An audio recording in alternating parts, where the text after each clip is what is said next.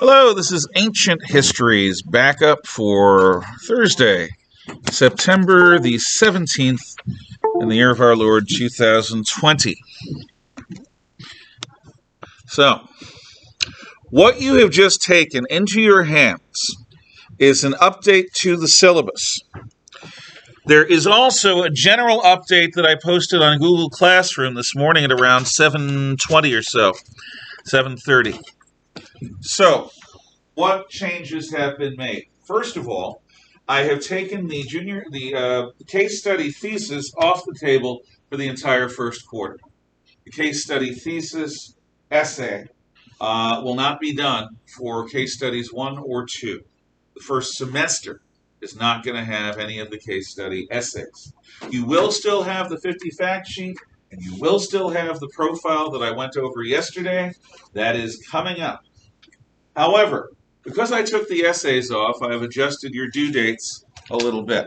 So you will note, right now we're in week 3. In week 4, this coming Monday and Tuesday, chapter survey 1 is due. Week 5, Monday, September 28th or Tuesday, the 29th of September, chapter survey 2 comes due.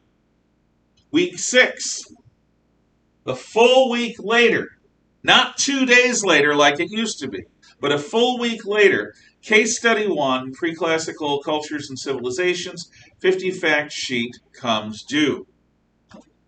Week 7, A day, Monday, October 12th, B day, Tuesday, October 13th, case study 1, profile comes due. So I have spaced out your due dates to be a little bit more doable. And I've changed the due dates also because it's important that you do the work that I give you well. Therefore, I have given you a bit less work. Now, I've actually had students complain to me, why do you change your syllabus so often? Well, I don't usually, but sometimes when I'm doing something for the first time, I do. And almost always, the changes I make reduce the volume of work you have to do. What I am doing in this occasion is I am reducing the volume of work, but what I expect is for you to do really good work on the stuff I assign. But nobody has ever done this model before. I've had other teachers who, like me, with decades of experience say it feels like being a first-year teacher all over again. And if we're under unusual stress, you guys should be as well. The online-only model was easier than this to pull off. At least it was for me and for my students. This hybrid model requires a lot more time. It's not regular teaching face-to-face, which I'm good at. It's not online teaching, which I adapted to last spring. This is still some weird mix that has some of the best and worst qualities of both. So I am giving you more time and fewer assignments than you otherwise would have had because I think it's reasonable under the circumstances. So hopefully that will help. I see no questions. I see no questions. Second thing that was on the general announcement this morning. Some of you had said that I hadn't posted the new form of chapter survey, which you're using for chapter survey 1.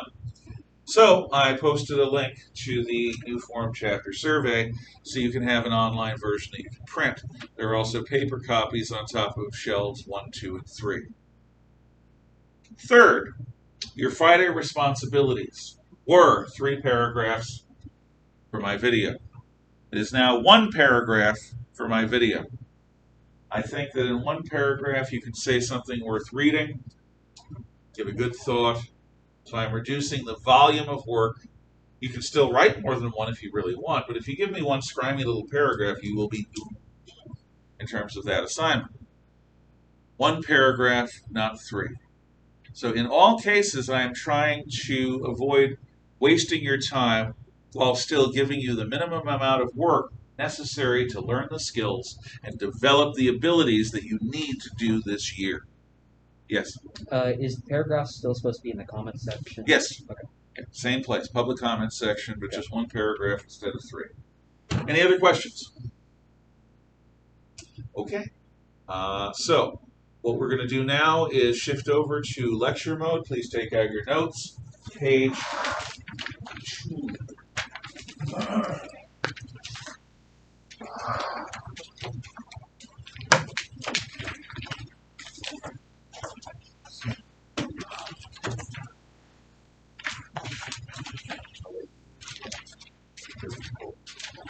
You try tomorrow to bring something for this.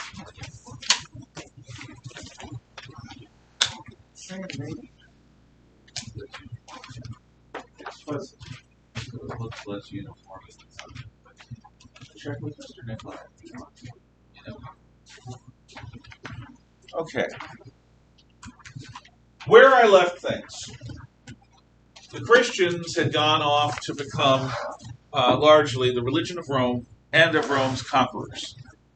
And the Christians go on to form the basis of medieval society in Europe called Christendom, and the earliest form of Western civilization, which is what we're really teaching.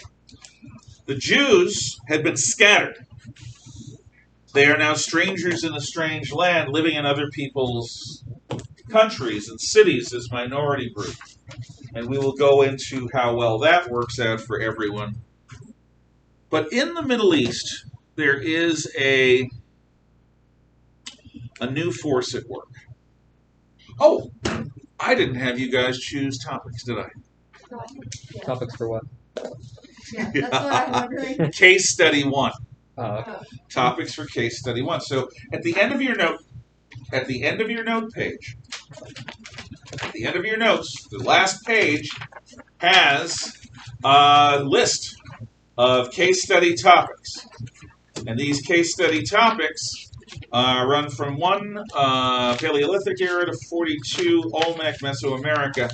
And if you want to pose one that's not on here as a possibility, I will consider it. What I'm going to do is, it's the very last page of your notes pack. If you go to the package that has the notes, that's the one that's landscape formatted, and go to the very last page.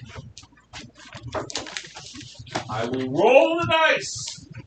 Whomsoever I roll will choose first. The person clockwise next to them will choose second. The person counterclockwise next to them will choose last. So, you look at the list. Emma?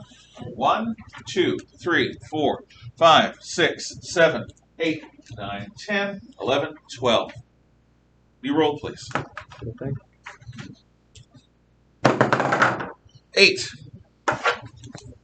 1, 2, 3, 4, 5, 6, 7, 8. Sir, you go first. Miss, you go second. Mac, you go last.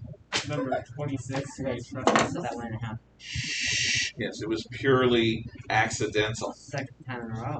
It is. It is. It's a plot. So you and the dice need to have a conversation. I think it's dissing. Okay. What I want is the number.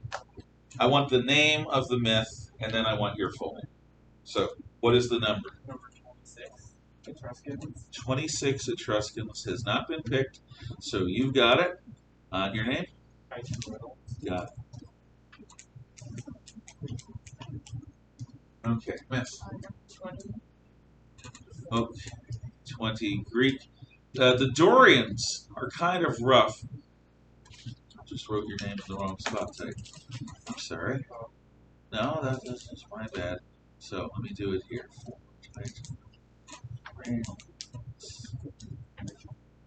Okay. You want 20, the Greek, the Dorians. They're the ones who brought a dark age to Greece. You might have an easier time finding stuff on the Mycenaeans, but if you want to do the Dorians, you can. I thought they would take art. Mycenaeans are not taken. I'll take the Mycenaeans. Yeah, because I was looking in the wrong class. So, name? Anna Foster? Miss Foster.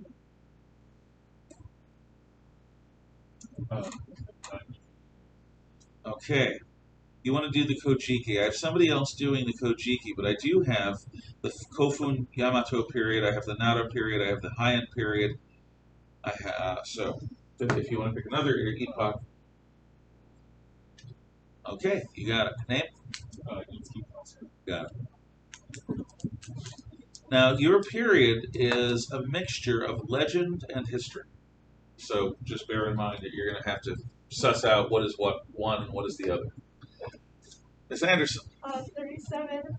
The. not a period? Yeah. Okay. Emma Anderson. Miss. Number 18. Greek. Ocean Creek State. Okay, I do have somebody else doing Minoan Crete. I probably should tell you which ones have already been taken so that you don't have to worry do about it. the Dorian session. You want to do the. Okay, you got it. Talia Smith? Okay.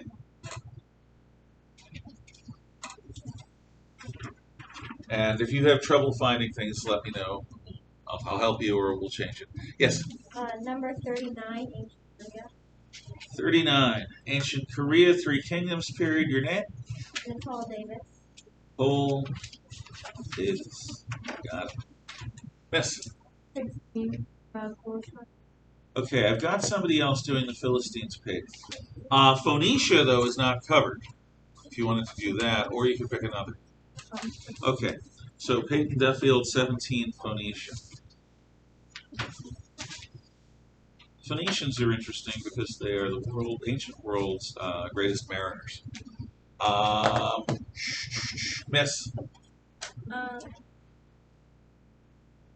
21. 21 is not taken, Assyria. So you've got it. Can you give me your name, please? Maddie Daigle. Maddie. Miss? China on 96. Okay, that is, yep, 34. Ooh, no, I have somebody else doing that. However, the Qin dynasty or Qin dynasty is not taken. Okay, name, please? Ari Beekman. Got it. Mac. 42. 42, the Olmecs. You got it.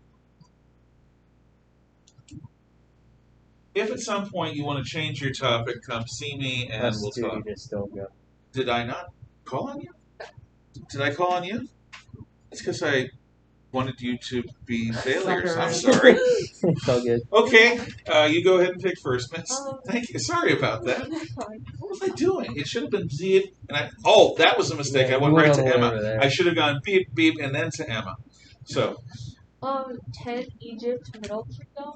okay, I have somebody doing Middle Kingdom. I do not have somebody doing the Hyksos, the Hittites, the Hebrews, either of them. Akkad, Babylonia under King Hammurabi. I'll do Babylonia. Okay, your name, please? Josephine Golbieski. Got it.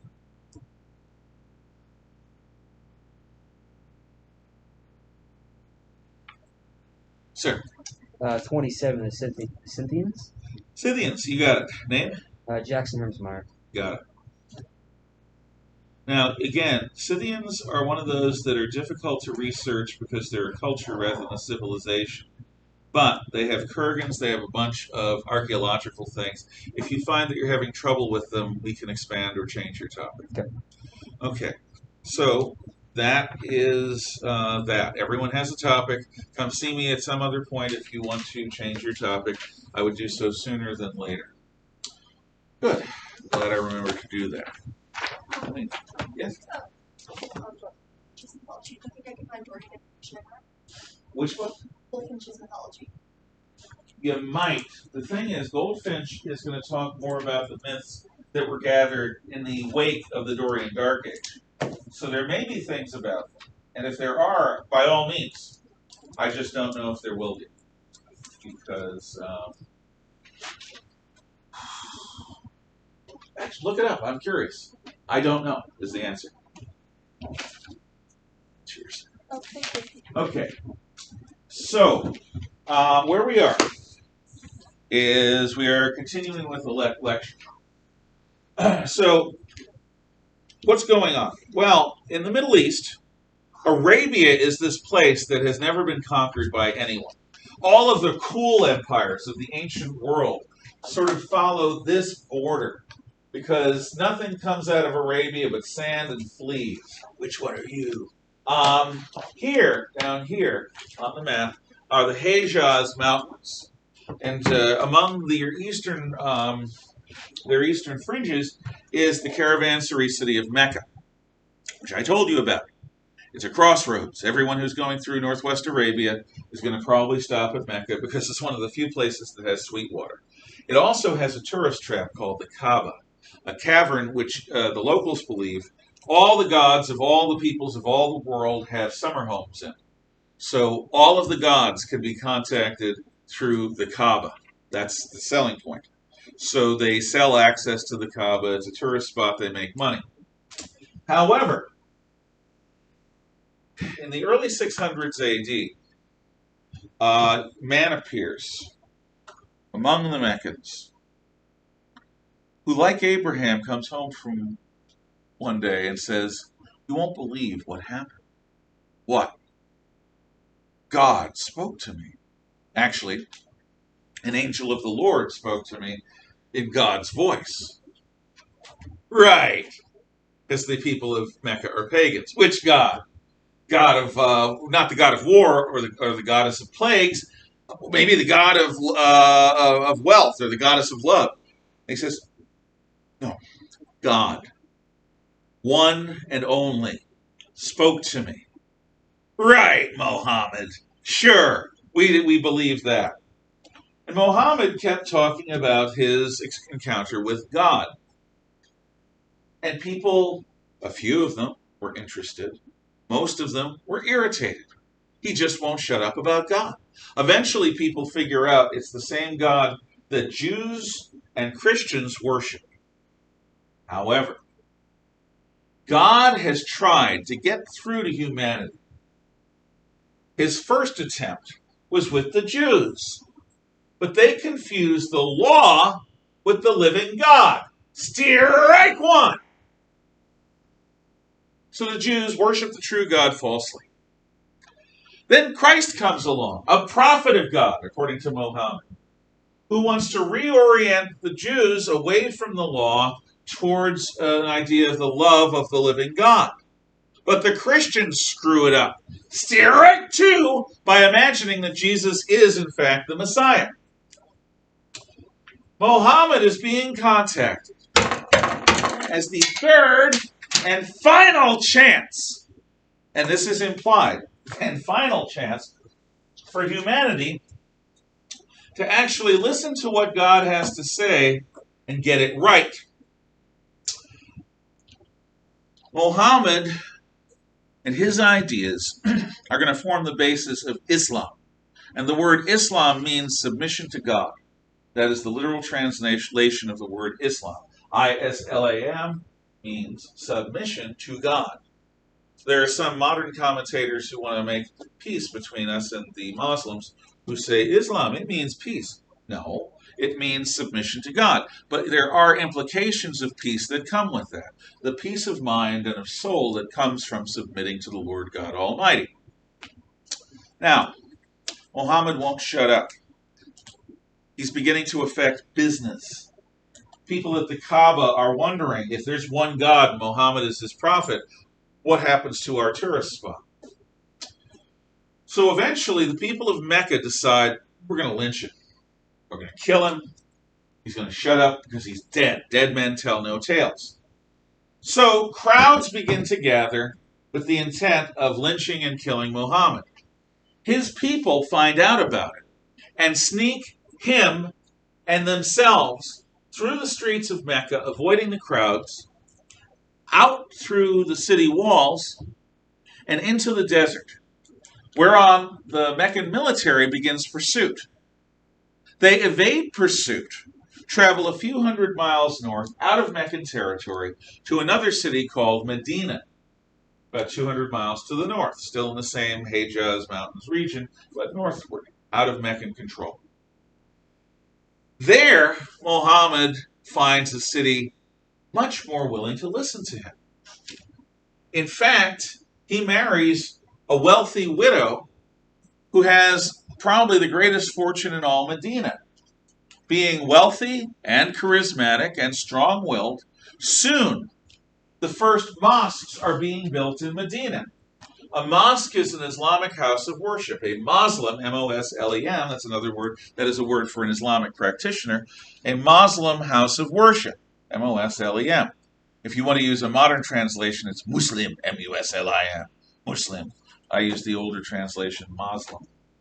I don't call him Muhammad, M-U-H-A-M-M-A-D. I call him Muhammad. Again, traditional translation. If you want to call them Muslims, and if you want to use the term Muhammad, be my guest. It's an alternative, more modern form.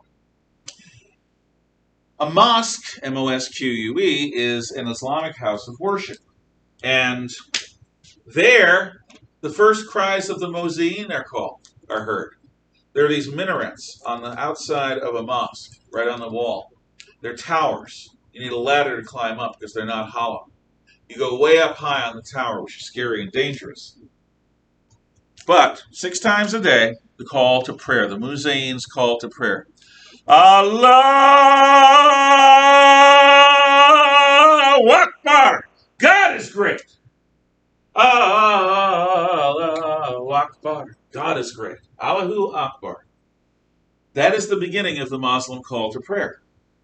And several times a day, all Muslims, especially the men, are expected to drop whatever they're doing, gather, place their prayer mats on the ground, and pray, facing, actually Mecca is this way, facing Mecca. West, east, north, south. Mecca. Oh, okay.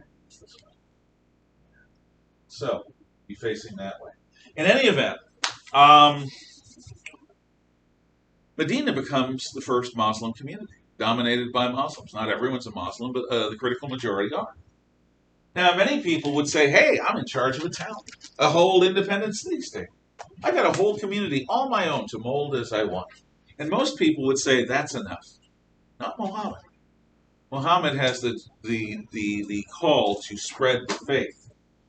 So Muhammad, oh, by the way, the escape from Mecca is the beginning of the Islamic calendar. The escape from Mecca is called Hijra.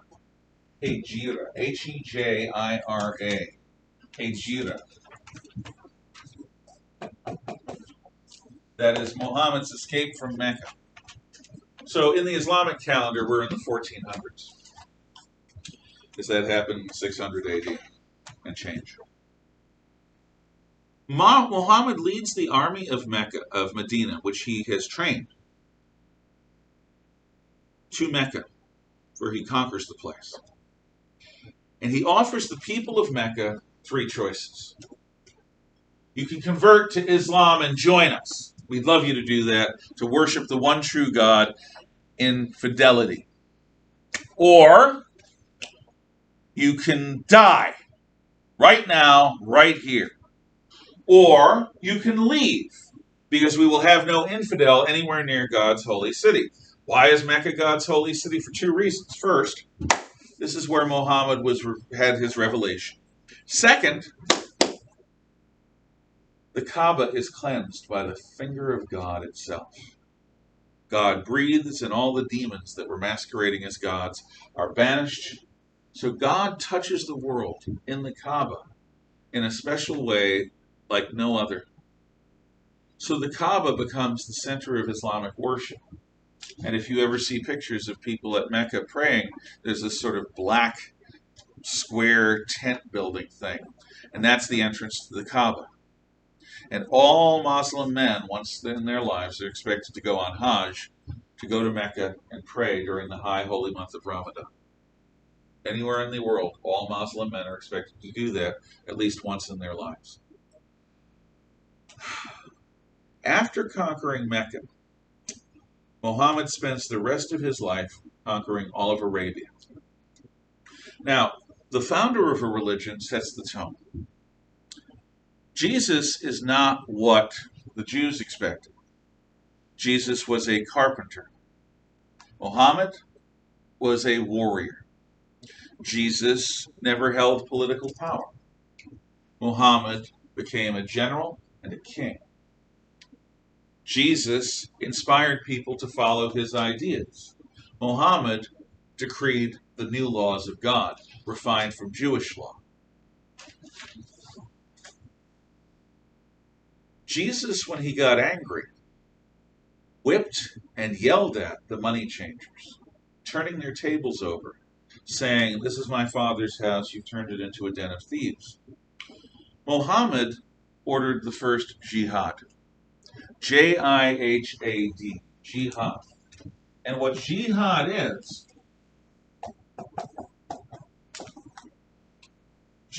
holy war. Islamic holy war.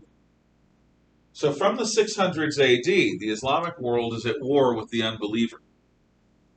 And that war has not stopped. Now, there are those who say jihad means struggle. Yeah, it means struggle. The struggle to conquer the infidel. The struggle to spread the faith by the word and the sword. Except in Mecca, Muslims will allow unbelievers to live, but they are second-class citizens.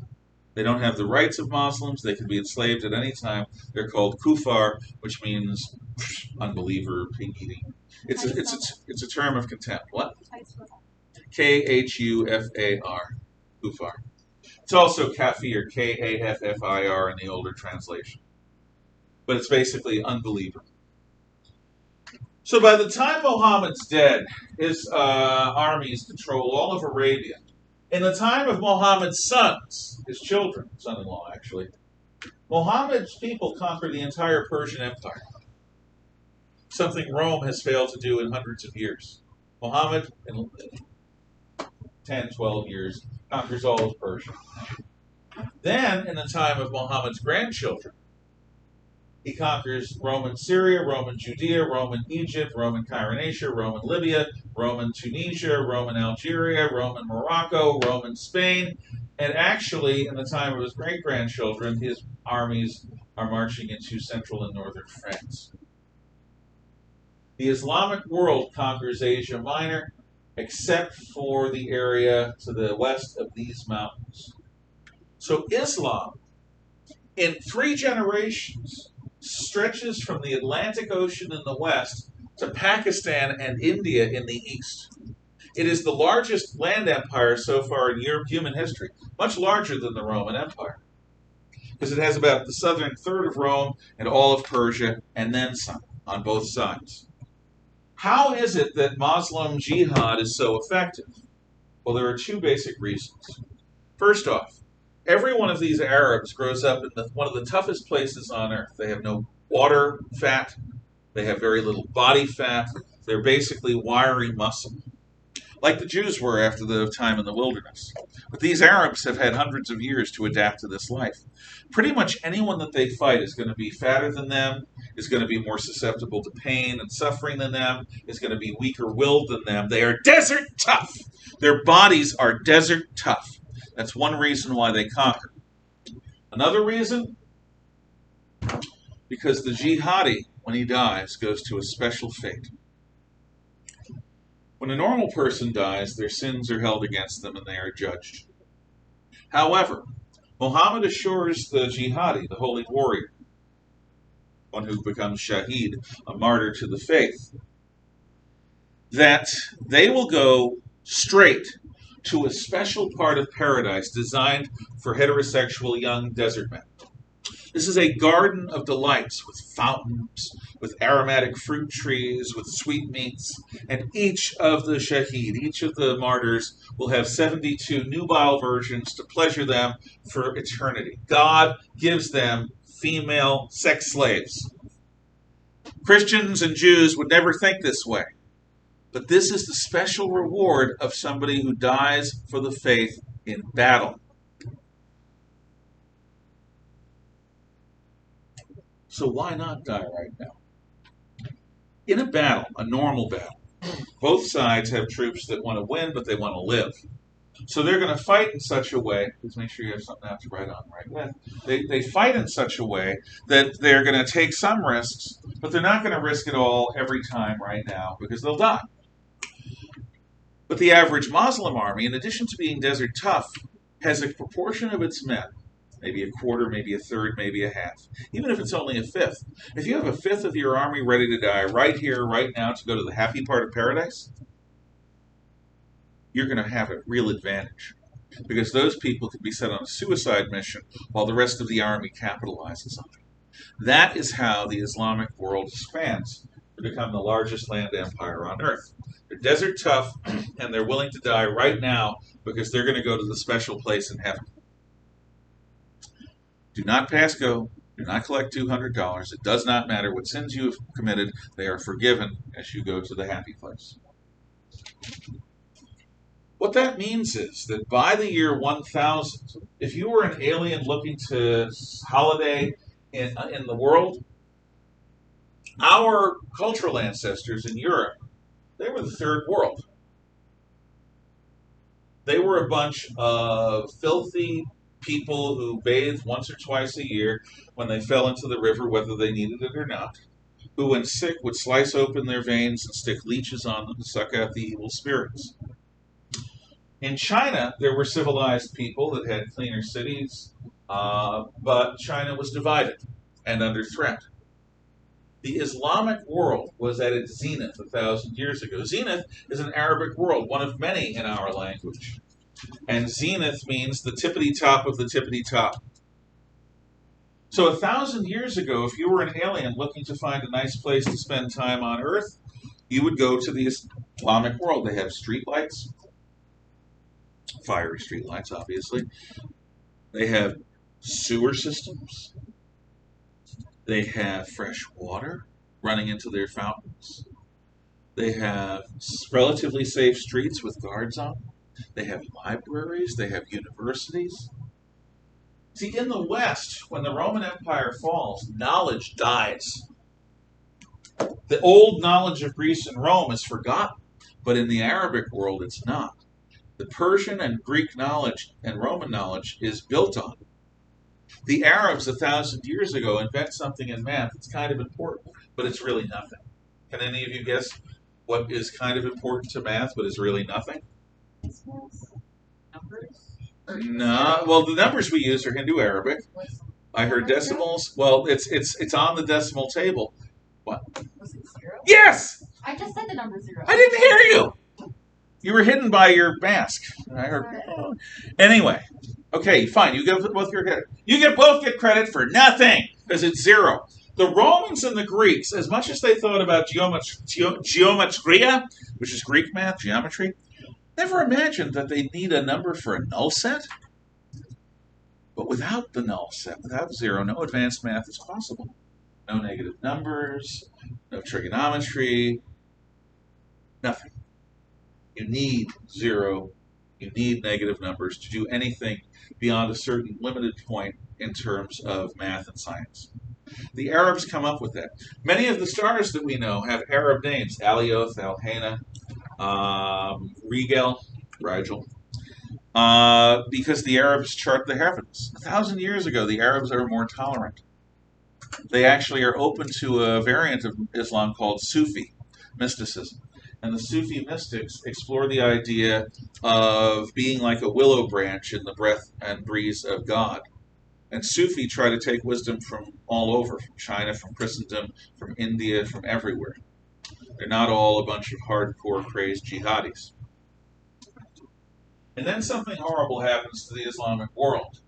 Bum, bum, bum! It's not the Crusades. The Crusades happened at almost the same time, but it's something that happens, and I'll do the Crusades first. Didn't the Crusades like they didn't know that to say No, they didn't. failure? Yeah. Here's the problem. Here's the thing about the Crusades. First of all, you will find when you have your liberal history teachers, and most of your future history teachers will be liberal, who will say, "Oh, the Crusades!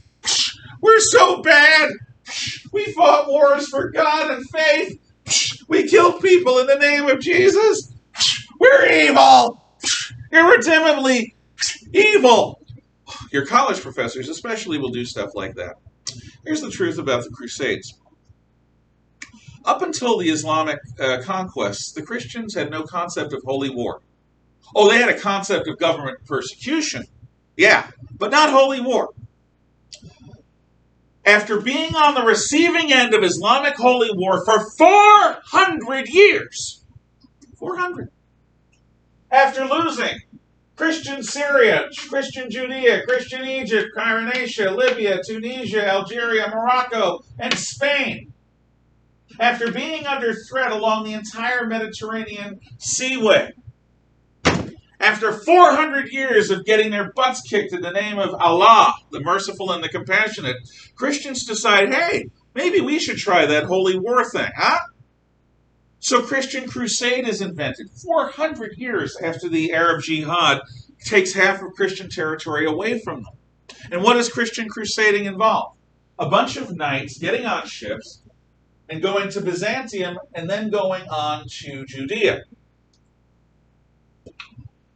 Not whole armies, some knights.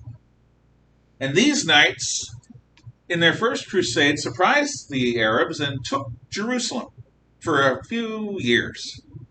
And then the Arabs took it back. And the Christians had some coastal communities. And then the Christians declared a second crusade, but they never recaptured Jerusalem. And then there was a third crusade, and the biggest crusade is when King Richard Lionheart goes to the Middle East, and he fights the Islamic Kurdish general Saladin. And their fights are epic, their battles are massive and amazing, and Lionheart has one great victory, one unmitigated victory, and he sees Jerusalem from the distance, that's all. The Crusades ultimately fail. The Crusader states are in Judea, in Israel, in Palestine for about 100 years. And then they're pinched out, gone. They end in disgrace in events like the Children's Crusade, which I'll tell you about later in the year. Basically, imagine some wild-eyed idealist saying, the problem with crusading is we're waging war. Let's wage peace. So what the Children's Crusade is imagine getting a bunch of wonderful children, innocent children, of all ages, up to teenagers, and putting them on boats to wage love with the Islamic world. They're not going to conquer. They're not a bunch of hairy, scary, stinky armored knights. They're children. And they exemplify the innocence of Christian love better than anyone. That should change the heart of the Arab. Well, they never got there, because the people whose ships they were on sold them to slavers in North Africa. Oh, they got to the Islamic world, but they were sold as slaves. And the stuff that happened to those children is stuff I won't describe to you in class because it's too horrible and obscene. Of the thousands of children that went on this crusade, that were sent on this crusade by adults who should have known better, a few dozen return, and they are not at all the same. They have been brutalized beyond belief. That and the failure of crusading in general ends Christian crusading, ends Christian holy war in the 1200s. So we do Christian holy war crusading for about 200 years. The only exception is Spain, where it goes on for another 200 years until the Spanish recapture their country. It's called Reconquista from the Muslims. After that, the only religious war in Christian lands is between Catholics and Protestants, and it's not quite the same as fighting a bunch of non-believers. Islamic jihad has never been repudiated by Islamic societies. Christian crusading has been. Throughout the last 50 to 100 years, people say all sorts of bad things. Oh, we should never have done the Crusades. Oh, it was unchristian, blah, blah, blah, blah, blah. Fine. So we repudiate the idea of holy war, and we haven't engaged in holy war against the Muslims since the 1400s in Spain, and then since the 1200s anywhere else. You know who still does holy war? The Muslims. Jihad is alive and well. And of all the struggles involving armed conflict in the world today, between 85 and 90% of them involve Muslims in one way, shape, or form engaged in something that they call holy war or jihad. This is not to say the Islamic religion itself is bent or has problems. This is to say that the Islamic religion is inspired by their king and general and prophet Muhammad, who was willing to use the sword to convert people.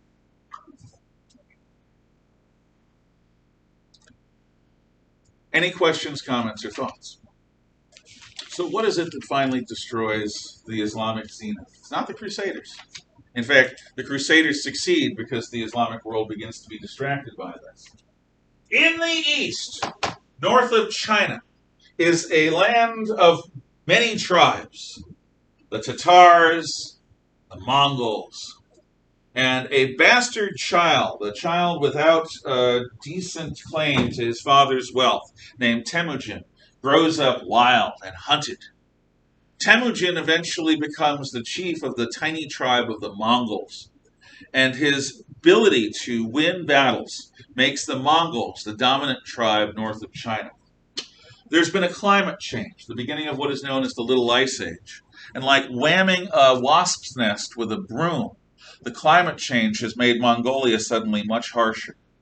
So the combination of Mongolia getting hit by a climate change, which made life more difficult, and Temujin's ambition, because his pagan gods told him, "You shall bring the 8 corners of the world under one roof." Temujin, who now calls himself Genghis Khan, which means the emperor of mankind. Genghis Khan is going to conquer the world and bring all 8 corners of it under one roof, under one yurt. Genghis Khan's first target is China. He conquers the northern Sun Kingdom and the southern Sun Kingdom. And he warns his people, beware of China. It is luxurious, it is seductive, it is like a beautiful woman. Never live in Chinese cities. Never live among the Chinese. Live outside and take from them what you want. Because if you live in those cities, you'll get soft like them. That's right. One of Genghis Khan's grandchildren is Kublai Khan. Dresses like a Chinese emperor, speaks Chinese as well as Mongol, lives like a Chinese ruler. All the harshness of the Mongols has been taken out of him, or much of the harshness. The Mongols were absorbed by Chinese culture the way water is absorbed by a big dry sponge. That's what China does with invaders. It doesn't get conquered and have dark ages, it absorbs them into their culture. This is more comfortable than most. Genghis Khan, after conquering China, dies, but his descendants continue, and they spread across Asia. In the region. Over here, across Asia. They conquer northern India and become the Mughals or the Moguls. They conquer Iran, where a guy named Timur the Lame is going to become the new Genghis Khan, an Islamic Mongol, a Mongol Muslim, who combines the strength of the Mongols and the Islamic world and conquers much of India.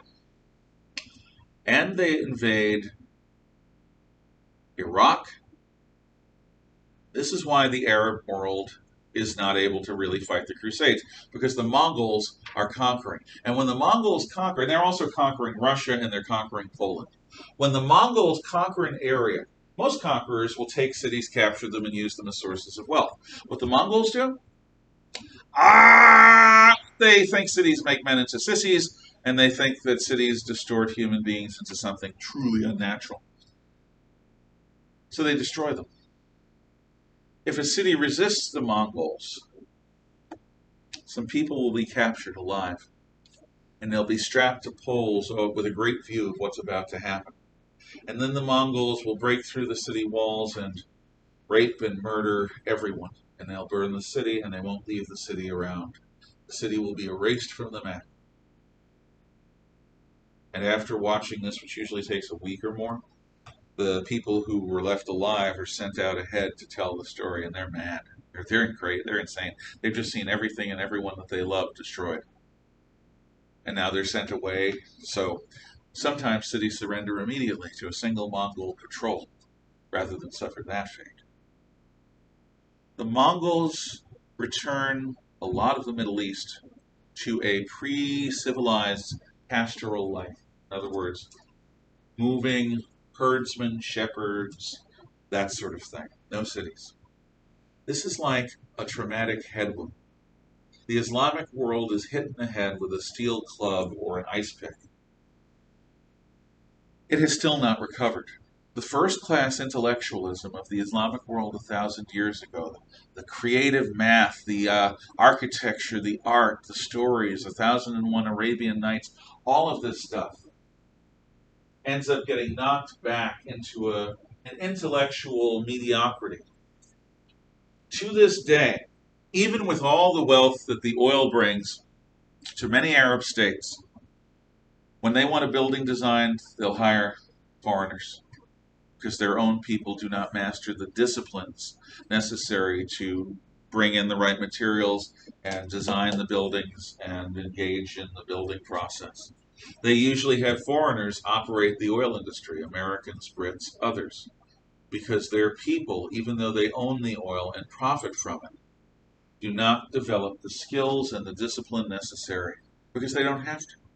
Because with the oil wealth, they can buy whatever they need. The Islamic world, since the 1200s, has been in a state of intellectual shock from the Mongol conquests that if they are recovering, they are only now beginning to recover from. That's what happens to the Islamic world. And after that, Islam and its cultures are obsessed with a fundamentalist notion that we should return to some mythical past, but they're not willing to allow the one thing that made the Islamic world 1,000 years ago pop, and that was to be tolerant of creativity. And to this day, in most Islamic countries, if you're thinking for yourself, they're not letting the Quran think for you. If you're thinking for yourself, you're not letting Muhammad think for you. If you're thinking for yourself, you're engaged in dangerous stuff. And if people don't think for themselves, you don't have first-class intellectual life. You have a second-rate technical and scientific community. And that's what the Islamic world has largely had, with a few exceptions. So, that's the Islamic world. When we pick up tomorrow in tomorrow's video lesson, we'll talk about the Jews of Europe and their experience as strangers in a strange land. Any questions?